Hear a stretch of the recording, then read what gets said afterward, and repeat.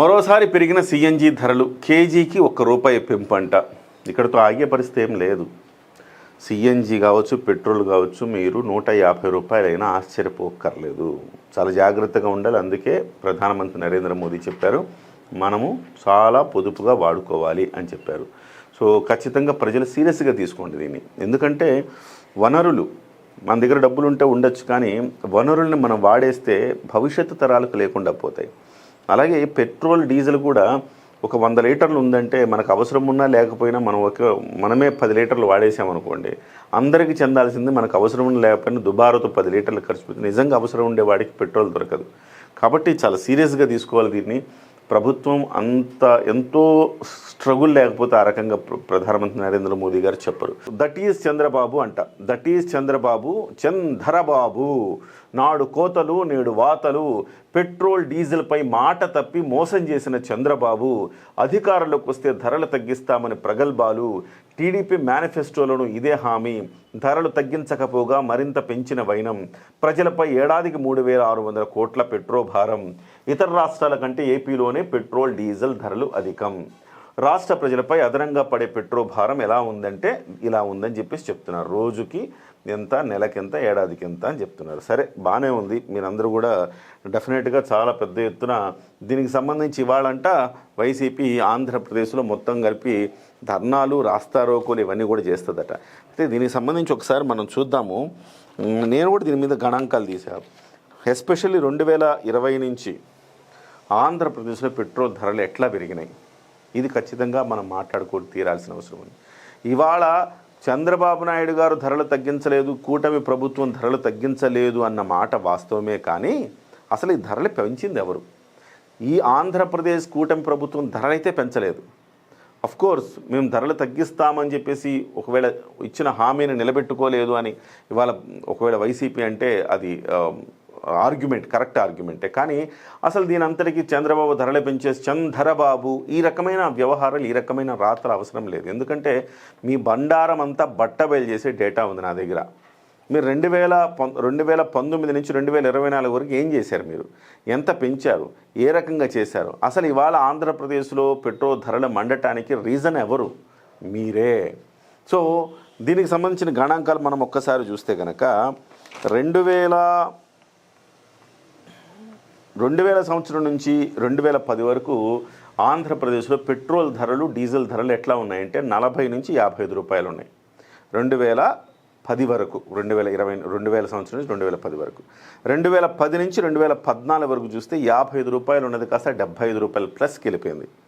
అంటే 2014లో చంద్రబాబు నాయుడు గారు అధికారంలోకి వచ్చిన తర్వాత 75 రూపాయలు ప్లస్ ఉన్నది. అంటే దాదాపు 80 రూపాయలు ఉన్నది, 85 రూపాయల వరకు అయింది. 2019 వరకు చూస్తే 85 ఆ రేంజ్లో కనపడింది. ఆ తర్వాత 2019 నుంచి 2021 ఈ 2 ఏళ్ల కాలంలో 85 రూపాయలు ఉన్న పెట్రోల్ ధర 100 రూపాయలకి చేరింది. సో 2021 నుంచి 2022లో చూస్తే కనుక 100 రూపాయలు ఉన్నది 115 రూపాయలకి చేరింది. ఇవాళ ఎంత పెట్రోల్ ధర?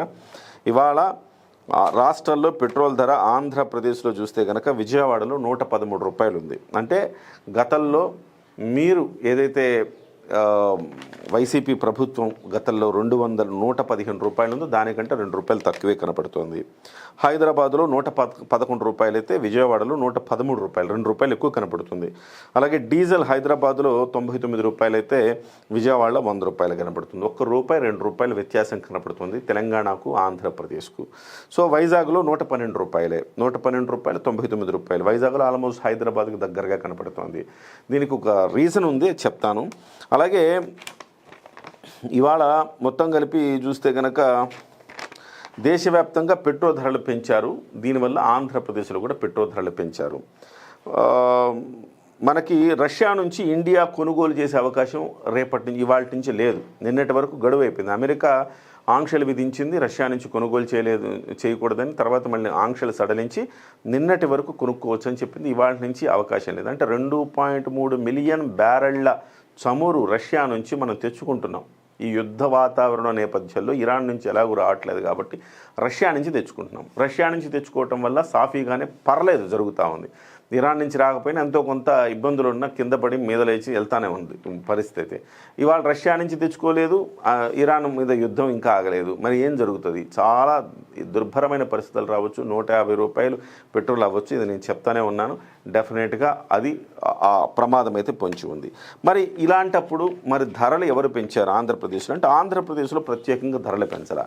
సో తెలంగాణలో కానీ ఇతర రాష్ట్రాల్లో కానీ చూస్తే వాటికి మన రాష్ట్రానికి ఎందుకు వ్యత్యాసం వస్తుంది అనేది కూడా చూద్దాం. సో వాస్తవానికి ఇవాళ మన రాష్ట్రంలో దాదాపుగా కొన్ని రాష్ట్రాలతో పోలిస్తే ఎక్కువ ఉన్నమాట వాస్తవం. చెన్నై 104 రూపాయలు 96 రూపాయలు, అంటే 104 రూపాయలు పెట్రోల్ అయితే 96 రూపాయలు డీజిల్గా ఉంది. So at the same time మన దగ్గర దాదాపు అక్కడి నుంచి 6 రూపాయలు 7 రూపాయలు మన దగ్గర ఎక్కువ కనపడుతుంది. సో నీలగిరి చెన్నై అంటే తమిళనాడులో ఉండే నీలగిరిలో 106 107 రూపాయలు అమ్ముతున్నారు. సో అక్కడతో చూస్తే కనుక కొంచెం తక్కువే అనమాట. అంటే దాదాపుగా ఒక 5 రూపాయల నుంచి 10 రూపాయల వ్యత్యాసం కనపడుతుంది ఆంధ్రప్రదేశ్లో చెన్నైతో ప్లస్. ఎందుకంటే చెన్నైలో మీకు రిఫైనరీ యూనిట్లు ఉన్నాయి, నేరుగా చమురు దిగుమతి చేసుకునే అవకాశం ఉంది, రవాణా తగ్గుతుంది. కాబట్టి చెన్నైలో కొంచెం ధరలు తక్కువే ఉంటాయి. మీరు ఢిల్లీ కేంద్రపాలిత ప్రాంతం కాబట్టి ఢిల్లీలో ఇంకా తక్కువ ఉంటాయి. సో కేంద్రపాలిత ప్రాంతాల్లో తక్కువ ఉంటాయి, రాష్ట్రాల్లో కొంచెం అధికంగా ఉంటాయి. రాష్ట్రాల్లో కూడా ఎక్కడైతే దిగుమతి చేసుకునే అవకాశం ఉందో అక్కడ కొంత ఫ్లెక్సిబిలిటీ ఉంటుంది. ఇకపోతే రాష్ట్రాలు ఏం చేస్తాయంటే, ఇప్పుడు మద్యాన్ని ఎట్లా ఆదాయ వనరుగా చూస్తాయో పెట్రోల్ డీజిల్ని కూడా ఆదాయ వనరుగా రాష్ట్ర ప్రభుత్వాలు చూస్తూ ఉంటాయి. సో పెట్రోలు 1 లీటర్ పెట్రోల్కి సంబంధించి మనం చూస్తే కనుక అసలు మనకి 110 రూపాయలు ఉంది కదా, అందులో దాదాపుగా 50% అసలు సిసలు చమురు ధర పడేది. అంటే క్రూడ్ ఆయిల్ ప్లస్ రిఫైనింగ్ ఖర్చు కలిపి దాదాపుగా 48 నుంచి 55 రూపాయలు మాత్రమే అవుతుంది. దీనికి అదనంగా కేంద్ర ఎక్సైజ్ డ్యూటీ ఉంటుంది ఒక 20 రూపాయలు. అలాగే రాష్ట్రంలో వ్యాట్ ప్లస్ సెస్సులు కలిపి 22 నుంచి 32 రూపాయలు ఉంటాయి. అలాగే డీలర్ కమిషన్ ఒక 3 నుంచి 5 రూపాయలు ఉంటాయి. సో ఇవన్నీ కలిపితే మీకు 110 రూపాయలు అవుతుందన్నమాట. అంటే మీకు 50% అసలు పెట్రోల్ ధర అయితే కనుక ఇంకొక 50% కేంద్ర రాష్ట్ర ప్రభుత్వాల పన్నుల రూపంలో, సెస్సుల రూపంలో, వీటన్నిటి రూపంలో అదనంగా మనం చెల్లించాల్సి వస్తుంది.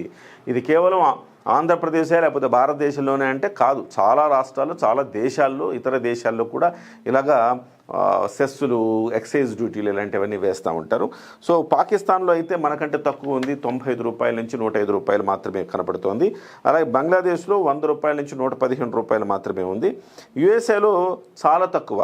యుఎస్ఏలో ఎందుకంటే వాళ్ళు ఉత్పత్తి చేస్తారు కాబట్టి చమురుని, వాళ్ళ దగ్గర 75 రూపాయల నుంచి 90 రూపాయలే. వాళ్ళ కరెన్సీలో పోలిస్తే నథింగ్, ఒక మంచినీళ్ళు లాగా అనమాట. మంచినీళ్ళ బాటిల్ ఎట్లాగో పెట్రోల్ డీజిల్ అట్లాగో అనమాట. సో ఆ రకంగా అక్కడ 75 రూపాయల నుంచి 90 రూపాయలు, మన కరెన్సీలో చెప్తున్నా, డాలర్లో చెప్పట్లా. సో అలాగే సౌదీలో చూస్తే 50 నుంచి 60 రూపాయలు కనపడుతుంది. యుఏఈలు అంటే యునైటెడ్ అరబ్ ఎమిరేట్స్ కంట్రీస్లో చూస్తే 60 నుంచి 75 రూపాయలు. సో రష్యాలో చూస్తే 65 నుంచి 80 రూపాయలు కనపడుతుంది. సో ఇవన్నీ కూడా చమురు ఉత్పత్తి చేస్తాయి కాబట్టి అత్యంత చౌక సౌదీలో 50 నుంచి 60 రూపాయలే ఉందన్నమాట. ఇవన్నీ చమురు ఉత్పత్తి చేస్తాయి కాబట్టి వీళ్ళకి చాలా తక్కువకు పడుతుంది.